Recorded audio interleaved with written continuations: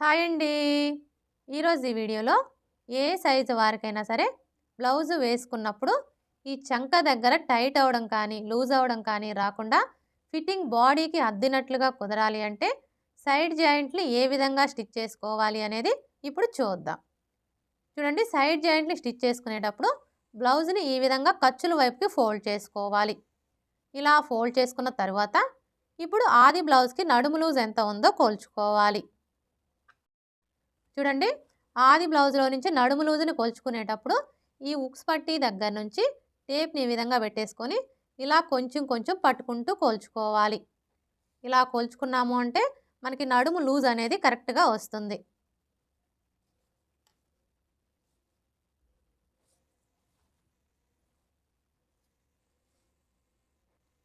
చూసారా? ఇక్కడికొచ్చేసరికి ఈ కాజా పట్టీని కొలవకూడదండి. ఈ కాజా పట్టీని ఇలా ఫోల్డ్ చేసుకొని ఇక్కడ వరకు కొలుచుకోవాలి. చూడండి, మనకి నడుము లూజ్ ఎంత వచ్చింది? 36 ఇంచులు.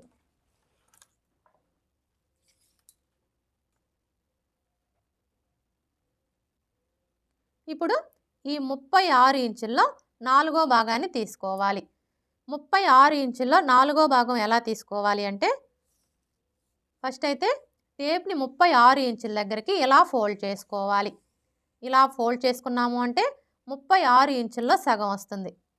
36 ఇంచుల్లో సగం వచ్చేసి 18 ఇంచులు. ఇప్పుడు మరలా టేప్‌ని ఈ 18 ఇంచుల దగ్గరికి ఇలా ఫోల్డ్ చేసుకోవాలి. ఇలా ఫోల్డ్ చేసుకున్నాము అంటే 36 ఇంచుల్లో నాలుగో భాగం అనేది వస్తుంది. 36 ఇంచుల్లో నాలుగో భాగం వచ్చేసి 9 ఇంచులు. చూడండి, ఇప్పుడు ఈ 9 ఇంచుల్ని ఫస్ట్ అయితే మనం ఉక్స్ పట్టీ వైపున మార్క్ చేసుకోవాలి. ఈ ఉక్స్ పట్టీ వైపున మార్క్ చేసుకునేటప్పుడు ఇక్కడి నుంచి టేప్‌ని ఈ విధంగా పెట్టేసుకొని కరెక్ట్‌గా 9 ఇంచుల దగ్గరికి మార్క్ చేసుకోవాలి. ఇలా మార్క్ చేసుకున్న తరువాత ఇప్పుడు కాజా పట్టీ వైపున మార్క్ చేసుకోవాలి.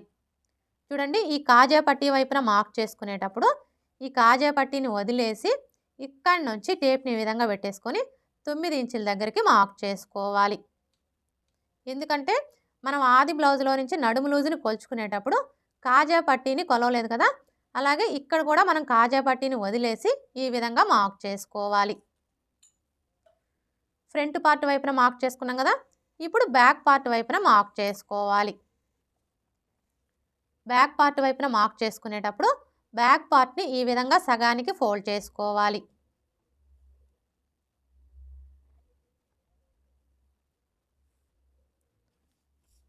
ఇలా ఫోల్డ్ చేసుకొని ఈ ఫోల్డింగ్ దగ్గర నుంచి టేప్‌ని ఈ విధంగా పెట్టేసుకొని 9 ఇంచుల దగ్గరికి మార్క్ చేసుకోవాలి.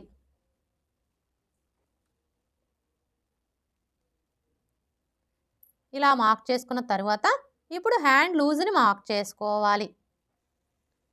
హ్యాండ్ లూజ్‌ని మార్క్ చేసుకునేటప్పుడు హ్యాండ్‌ని ఈ విధంగా సగానికి ఫోల్డ్ చేసుకోవాలి.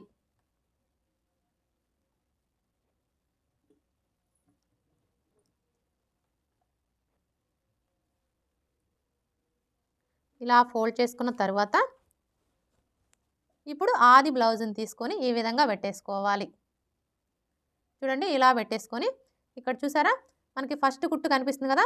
కరెక్ట్‌గా ఈ కుట్టు దగ్గర ఇలా మార్క్ చేసుకోవాలి.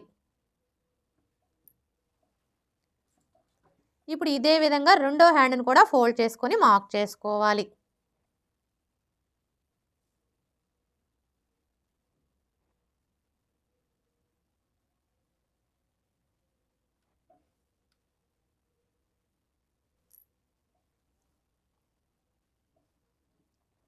ఇలా మార్క్ చేసుకున్న తర్వాత ఇప్పుడు చంక లూజ్‌ని మార్క్ చేసుకోవాలి.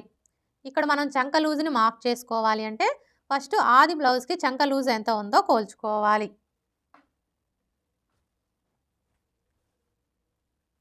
చూడండి, ఆది బ్లౌజ్‌కి చంక లూజ్‌ని కొలుచుకునేటప్పుడు బ్లౌజ్‌ని బ్యాక్ పార్ట్ వచ్చేసి పై వైపునకు ఉండేలాగా ఈ విధంగా పెట్టేసుకోవాలి.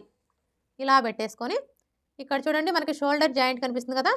కరెక్ట్‌గా ఈ జాయింట్ దగ్గర నుంచి టేప్‌ని ఈ విధంగా పెట్టేసుకొని ఈ కుట్టు మీదనే ఇలా కొలుచుకోవాలి. చూసారా? మనకి చంక లూజ్ ఎంత వచ్చింది? 9 ఇంచులు. ఇప్పుడు ఇక్కడ కూడా మనకి 9 ఇంచులు ఎక్కడికైతే వస్తుందో కరెక్ట్‌గా అక్కడికి మార్క్ చేసుకోవాలి. చూడండి, ఈ షోల్డర్ జాయింట్ దగ్గర నుంచి టేప్ని ఈ విధంగా పెట్టేసుకొని ఈ కుట్టు మీదనే ఇలా కోల్చుకోవాలి. అర్థమైంది కదా? మనకి 9 ఇంచులు ఎక్కడికైతే వస్తుందో కరెక్ట్గా అక్కడికి ఇలా మార్క్ చేసుకోవాలి. ఇలా మార్క్ చేసుకున్న తర్వాత ఇప్పుడు ఇక్కడ నుంచి స్టార్ట్ చేసుకొని స్టిచ్ చేసుకోవాలి. అంటే మనం హ్యాండ్ లూజ్ని మార్క్ చేసుకున్నాం కదా, ఈ మార్కింగ్ దగ్గర నుంచి స్టార్ట్ చేసుకొని స్టిచ్ చేసుకోవాలి. చూడండి, ఇక్కడికి వచ్చేసరికి మనకి 2 వైపులా కూడా ఖర్చు కనిపిస్తుంది కదా, ఈ ఖర్చు వచ్చేసి ఇలా పాదం వైపునకు ఉండేలాగా ఫోల్డ్ చేసుకోవాలి. అలాగే మనకి జాయింట్లు 2 కూడా కరెక్ట్గా ఒకే చోటికి వచ్చేలాగా పట్టుకొని స్టిచ్ చేసుకోవాలి.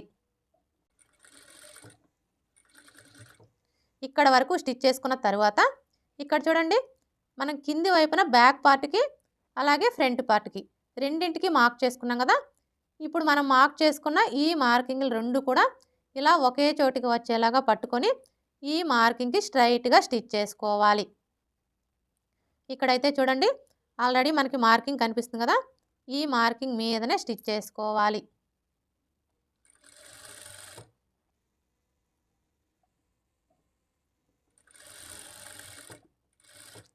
ఇక్కడికి వచ్చేసరికి ఈ షేప్ బెల్ట్ ఖర్చు వచ్చేసి పాదం వైపునకు ఉండేలాగా ఫోల్డ్ చేసుకొని స్టిచ్ చేసుకోవాలి. ఇలా స్టిచ్ చేసుకున్న తర్వాత ఇప్పుడు మరలా 1/2 ఇంచ్ మార్జిన్తో ఇంకొక 2 స్టిచ్చెస్ వేసుకోవాలి. మొత్తం 3 లేదా 4 స్టిచ్చెస్ వేసుకుంటే సరిపోతుంది.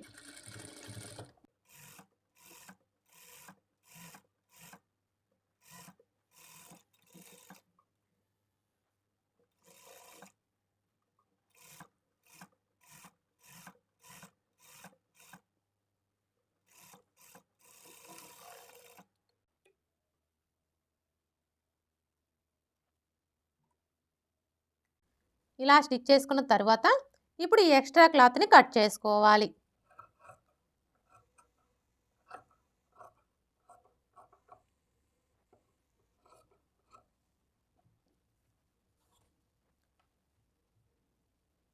సైడ్ జాయింట్లు ఎలా స్టిచ్ చేసుకోవాలో చూసారు కదా, ఇదే విధంగా రెండో వైపును కూడా స్టిచ్ చేసుకోవాలి.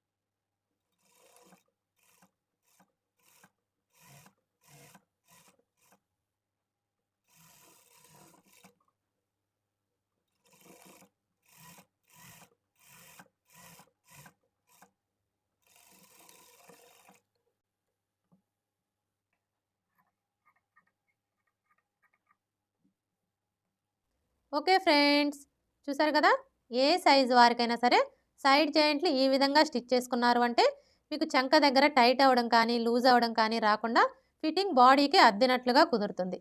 ఈ వీడియో కనుక మీకు నచ్చినట్లయితే లైక్ చేయండి, షేర్ చేయండి, అలాగే సబ్స్క్రైబ్ చేసుకోండి. Thanks for watching.